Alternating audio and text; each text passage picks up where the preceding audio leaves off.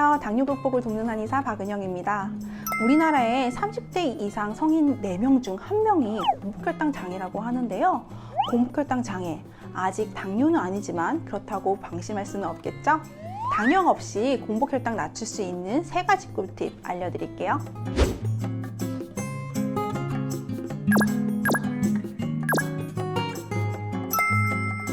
첫 번째, 체중을 5%에서 7% 정도만 줄여보세요. 당뇨와 체중과의 관계에 대해서 체중을 감량했을 때 당뇨가 완화된다든지 혹은 당뇨로 진행되지 않는다든지 등의 결과를 볼 수 있는데요. 공복혈당 장애 또한 체중을 조금이라도 감량하는 게 공복혈당을 낮추는 데 큰 도움이 되겠죠? 하지만 체중을 감량한다는 건 말처럼 쉽지는 않습니다. 실제 다이어트를 하는 사람 8명 중 단 1명만 1년간 3kg 이상 체중을 빼는데 성공했다는 연구 결과가 있을 정도인데요. 어떻게 하면 우리도 8명 중 1명에 속할 수 있을까요? 가장 중요한 원칙은 운동보다 음식 조절이 더 중요하다는 사실입니다. 음식을 조절할 때 항상 2가지를 강조하는데요. 첫 번째, 우선 저녁밥을 일찍 먹고 야식은 먹지 않는 것입니다.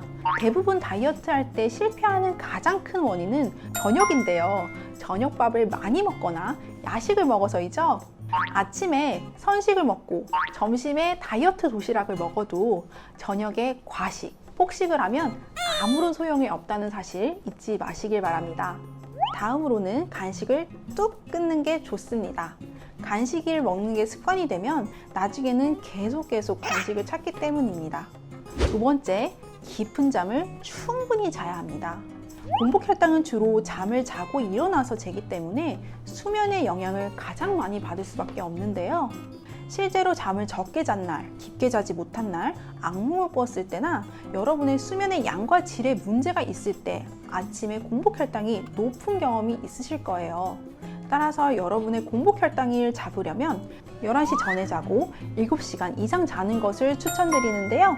실제 수면 습관만 교정해도 공복혈당을 낮추는데 정말 큰 도움을 줄 수 있습니다. 그런데 습관의 문제가 아니라 불면증이 있어서 제대로 못 주무시는 분들 많으시죠? 이때는 관리와 치료를 통해 불면증을 꼭 극복하셔야 합니다. 불면증이 있으신 분들에게는 우선 발끝치기 명상을 추천해 드리는데요. 이게 양발이라고 생각하시면 이렇게 톡톡톡톡 쳐주기만 해도 되는 건데 발끝을 이렇게 치는 것만으로도 물리적인 자극을 주니 발에 혈액이 몰려서 따뜻해지고 상대적으로 머리는 시원해지고요. 게다가 발끝 치는 것에 집중하다 보면 생각이 끊어지면서 나도 모르게 편안하게 잠을 들 수 있습니다. 적어도 매일 저녁 20분씩 하면 좋겠습니다. 마지막 3번째, 간 기능이 좋아져야 하는데요. 공복혈당은 주로 자고 일어나서 바로 아침에 재는데요. 밤새도록 혈당을 조절하는 장기는 바로 간입니다. 지방간이 많다든지 간 수치가 높다든지 간염이 있다든지 과로를 해서 간이 피로해졌다든지 술을 자꾸 마셔서 간에 무리가 됐다든지 등 간 기능에 이상이 생기면 공복혈당이 또한 높아질 수 있는 것이죠. 따라서 여러분이 공복혈당을 조금이라도 빨리 낮추고 싶다면 간 기능이 좋아질 수 있도록 해야 하는데요. 간 기능을 끌어올리려면 항상 3가지를 지켜야 합니다. 과로하지 않기, 술 마시지 않기, 일찍 자기인데요.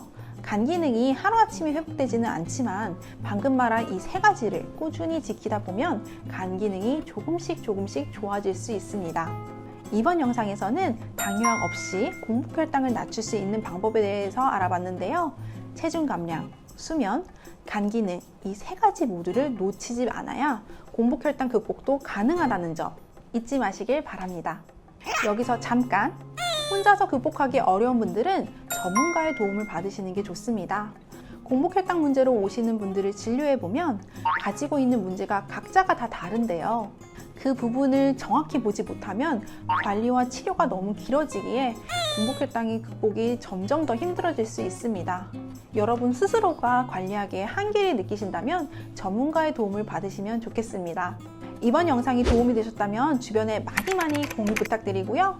구독하기, 좋아요, 알람 설정 부탁드립니다. 감사합니다.